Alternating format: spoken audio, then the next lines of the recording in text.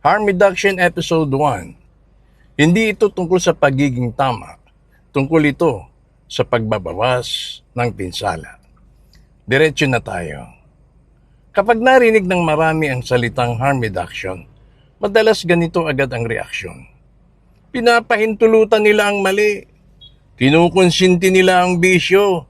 Bakit hindi nalang iban? Ipagbawal yan, once and for all. Pero malinaw ito sa public health at sa psychology. Ang harm reduction ay hindi pag-aproba. Ito ay pagharap sa realidad. Sa realidad ng pag-uugali ng tao.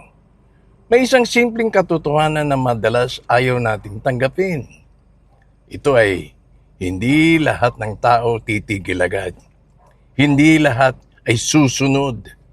Hindi lahat kayang maging ideal. At kapag nagdisenyo ka ng pulisiya, patakaran, paniniwala o moral stance na para bang perpekto, mas marami lamang ang napipinsala. Kaya, diyan nagsisimula ang konsepto ng harm reduction. Sa psychology, malinaw ito. Ang tao ay hindi basta nagbabago dahil sa sermon o pananakot. Mas madalas, gumagalaw siya dahil sa nakasanayan, emosyon, access, at kakayahang magbago ng paunti-unti. Kapag bigla mong tinanggal ang isang behavior ng walang alternatibo, hindi natututo ang utak. Sa halip, nagre-rebelde ito. Kaya, ang tanong ng harm reduction ay hindi paano ka pipilitin tumigil.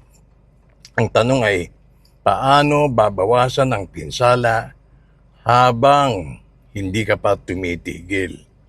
Hindi ito idealism, ito ay realism. Isipin mo ito, may lubak sa kalsada, pwede mong hintayin ang full repair, pwede ring lagyan muna ng harang o babala o pansamantalang takip. Hindi pa tapos ang problema, alam natin yan. Pero mas kaunti ang matitisod, madadapa o malulubak. Yan ang diwa ng harm reduction. Sa kalusugan at lipunan, pareho lang ang prinsipyo. Hindi lahat ay agad hihinto sa kanilang risky behaviors. Pero pwede mong bawasan ng exposure, bawasan ng intensity, bawasan ng collateral damage. At may isang mahalagang katotohanan dito. Mas maraming buhay ang nasasagip ng gradual change kaysa ng total ban. May malinaw na psychological reason dito. Kapag binigyan mo ang tao ng mas ligtas na opsyon, ang utak niya ay hindi naka-defense mode. Hindi naka-fight or flight. Mas bukas sa pag-a-adjust. Ito ang dahilan kung bakit ang harm reduction ay mas epektibo kaysa puro takot, parusa at pagpapahiya. Linawin natin ito. Ang harm reduction ay hindi pagsasabing okay lang. Hindi pag-normalize ng panganib. Ito ay pagsasabing kung nandiyan ka na, tutulungan kitang mabawasan ang hapdi o masaktan ng mas kaunti habang natututo kang magbago.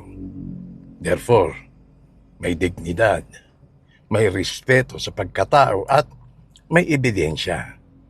Kaya kapag may nagsabi ng kung hindi total ban, wala kang prinsipyo, ang sagot ng harm reduction ay simple.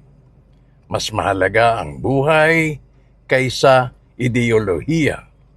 Mas mahalaga ang ebidensya kaysa galit. Mas mahalaga ang resulta kaysa pakiramdam na tama ka.